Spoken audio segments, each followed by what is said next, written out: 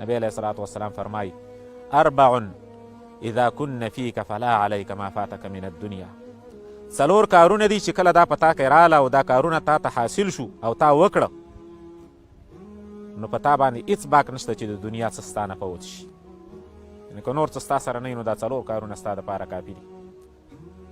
حفظ امانه، والصدق حديث، وحسن خليقة، وعفة في طعمة. د امانت حفاظت کول، دویم صدق و حدیث رښتیا ویل، رښتیا خبرې کول، وحسن خلیقه ښایسته اخلاق کول، حسن خلق ساتل، وعفة في طعمه او په خوراک کې پاک لمني کول، یعنی پاک خوراک کول، حلال خوراک کول. دا که په تا کې و دا 4 خصلتونه، نو د دنیا که هر څه ستا نه فوت شي نو په تا باندې بیا باک نشته. او کله چې انسان حرام خوري نو د دې بې بد اثرات په انسان باندې راځي. د انسان طاعت نه قبلیږي.